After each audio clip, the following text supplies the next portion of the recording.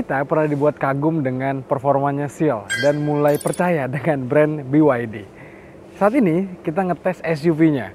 Mobil ini bertarung di pasar atau di kelas yang cukup panas nih. Ada MG ZS EV, ada Omoda E5, dan terbaru ada Hyundai Kona elektrik yang akan dijual 5 jutaan katanya. Lantas seberapa kuat mobil ini bersaing untuk melawan rivalnya dan seberapa layak dipertimbangkan?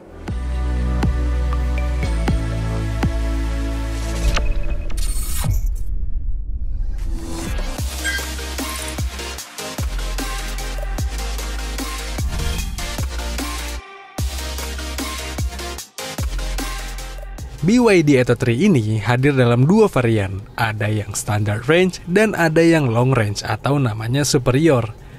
Ini nih yang kita tes sekarang. Dan harga mobil ini tembus 515 juta on road Jakarta. Posisi BYD Atto 3 di pasar mobil listrik harga 450 sampai 5 jutaan itu memang rasanya agak ngeri-ngeri sedap. Karena masing-masing rivalnya hadir dengan harga yang kompetitif sekali dan masing-masing punya keunggulannya tersendiri.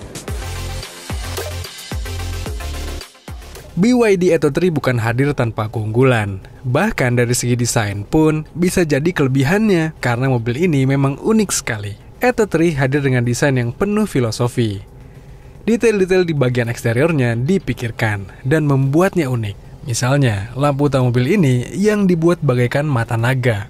Hingga ada detail menyerupai sirip naga di bagian pilar C-nya. By the way, kalau kalian gak familiar dengan ukuran mobil ini karena belum pernah lihat di jalan, BYD Atto 3 ini lebih panjang, lebih lebar, dan lebih tinggi loh ketimbang Omoda E5. Bahkan ukuran wheelbase-nya pun lebih jenjang. Meski untuk rodanya sama-sama pakai ring 18.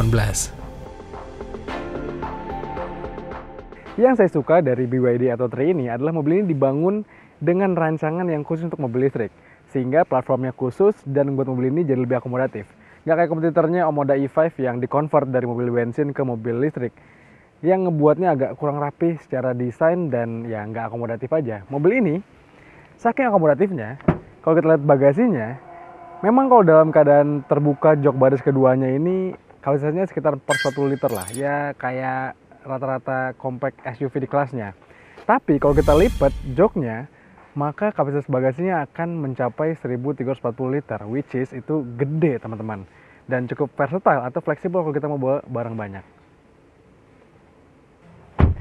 Masuk ke dalam kabinnya, lagi-lagi BYD Atto 3 ini lebih lega dan juga lebih empuk ketimbang kompetitornya, Omoda E5. Dan mobil ini juga hadir dengan banyak sekali fitur dan gimmick teman-teman. Kapan lagi coba kita ngeliat mobil yang handle pintunya bentuknya kayak keong kayak gini nih. Dan untuk cara buka pintunya pun unik banget. Tuh, ditarik ke belakang. Menarik banget. Bahkan ada bas betot di kisi-kisi atau di setiap pintunya. Yang itu ngebuat mobil ini jadi punya banyak mainan kalau kita kejebak di kemacetan. Bahkan kalau kita ngintip ke depan pun, lihat tuh. Bentuk model AC-nya kayak barbel dan walaupun agak unik ya bentuknya agak ke bawah gitu. Dan layarnya bisa muter-muter.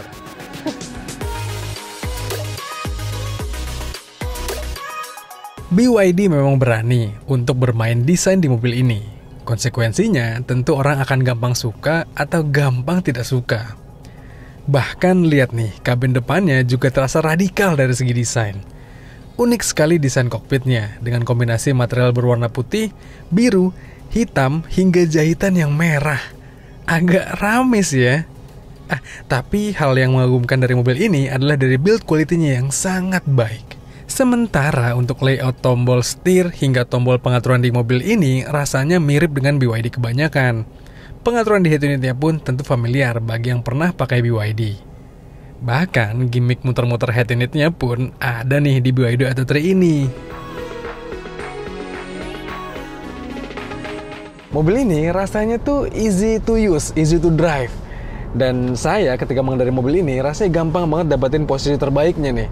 Joknya bisa diatur maju mundur, naik turun, dan setirnya pun demikian. Dan posisi berkendaranya cukup ergonomis. Belum lagi, visibilitas mobil ini pun rasanya baik teman-teman. Apalagi dengan ada bantuan kamera 360 yang juga banyak fiturnya. Sehingga semakin menyenangkan lagi nyetir mobil ini. Nah, tapi ada satu hal yang menurut saya menarik perhatian ketika mengatur mobil ini. Yaitu dari segi handling dan juga bantingannya.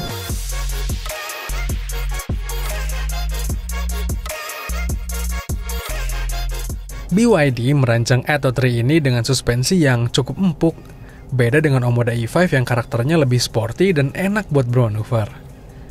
Karakter bantingan BYD Atto 3 ini tergolong nyaman buat berkendara harian di rute perkotaan. Melahap speed trap, polisi tidur, hingga jalan yang kurang mulus, rasanya asik. Tapi memang dengan shock seperti ini, ketika melaju di jalan bebas hambatan atau bermanuver, ada rasa yang kurang meyakinkan dan cenderung mantul-mantul. Bicara juga penumpang yang nggak ngeluh dan merasa nyaman pakai mobil ini, datang juga dari penyaluran tenaganya yang terasa sangat lembut. Mobil listrik itu terkenal hadir dengan torsi yang buas dan biasanya bisa tersalur dengan instan dari sejak pertama kali kita kick down si pedal gasnya. Tapi mobil ini enggak, teman-teman. Terus juga mobil ini didukung sama pengereman yang terasa suportif, mendukung untuk kita berkendara secara nyaman. Karena ketika kita injek rem, ini tuh mobil terbantukan juga dengan regenerative braking-nya, sehingga ya selain kerja remnya lebih terbantukan gitu ya, mobil ini juga rasa berkendaranya ketika kita ngerem itu bisa lebih smooth rasanya.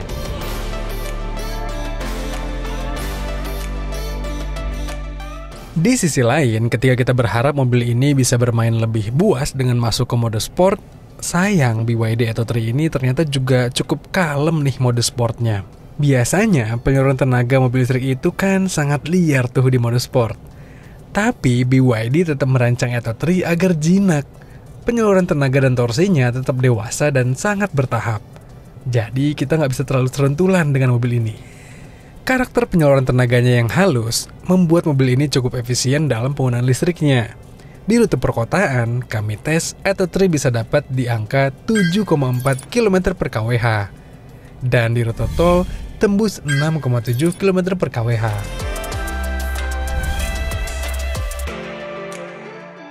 Cukup irit lah ya hasil tesnya. Dan kalau kita bandingkan dengan Omoda E5 yang pernah kami tes sebelumnya, BYD Atto 3 ini lebih irit. Ngomongin soal irit-iritnya, mobil ini diklaim kalau diisi penuh bisa menempuh jarak 480 km. Tapi itu adalah klaimnya NEDC yang terkenal memang agak berlebihan. Kalau dari WLTP-nya, mobil ini di cas penuh bisa menempuh jarak 420 km. Yang artinya secara umum dengan jarak tempuh sedemikian jauhnya, mobil ini tuh cukup banget buat dipakai hari-hari atau dipakai keluar kota yang jaraknya bisa terukur gitu. Dan mobil ini juga bisa dicas dengan cepat, sehingga kalau kita mau pakai road trip, asal kita bisa memanage perjalanan, pastinya nggak jadi masalah sama sekali. Tapi kalau kita bandingkan dengan Omoda E5, lagi-lagi, mobil ini tuh bisa dibilang nggak sedikdaya jagoannya Chery tersebut. Karena dari segi torsinya, dari segi jarak tempuhnya, hingga kapasitas baterainya pun, Chery Omoda E5 lebih besar dibandingkan BYD Atto 3. Tapi sayang, BYD Atto 3 ini dibanderol lebih mahal ketimbang Omoda E5. Bicara sama mobil listrik, biasanya hal yang juga vital untuk diomongin adalah masalah pengecasannya. Beruntung bagi pemilik BYD Atto 3 ini, karena ngecas mobil ini rasanya praktis, teman-teman. Mobil ini pakai port pengecasan yang udah universal di Indonesia, banyak port pengecasan umumnya, karena dia pakai CCS 2 untuk DC chargingnya. Dan support juga DC charging alias ngecas yang cepat. Tapi sayang, rate pengecasan maksimalnya hanya di 80-an kW. Harusnya sih bisa lebih cepat lagi ya kalau kita mau mengandalkan stasiun pengisian ultra fast charging. Tapi ya bisa ngecas cepat aja udah lebih dari cukup sih harusnya untuk mobil listrik harian kayak gini. Ngomongin soal fiturnya, ya ini ada layar gede di tengah sini. Tapi satu hal yang mengganjal bagi saya adalah sayang banget ini nggak punya fitur Apple CarPlay. Contohnya ya, kita kalau nggak percaya, kita suruh Pocomennya deh untuk buka. Hai BYD, open Apple CarPlay. Not yet supported. Padahal dia punya fitur Android Auto. Aduh, sayang banget. Sayang banget. Bagi saya sih yang pengguna iPhone, ya jadinya layar segede gini nggak kepake. Paling ya bisa dimanfaatkan untuk muter-muter aja ya kalau lagi bosan di kemacetan. Meski demikian, mobil ini punya fitur ADAS yang lengkap, fitur navigasi di layar ini juga ada, dan bahkan fitur-fitur gimmick yang kayak untuk membersihkan sirkulasi udara di mobil ini pun ada. Jadi harusnya tinggal Apple CarPlay aja ditambahkan di mobil ini, maka akan sempurna bagi saya fiturnya.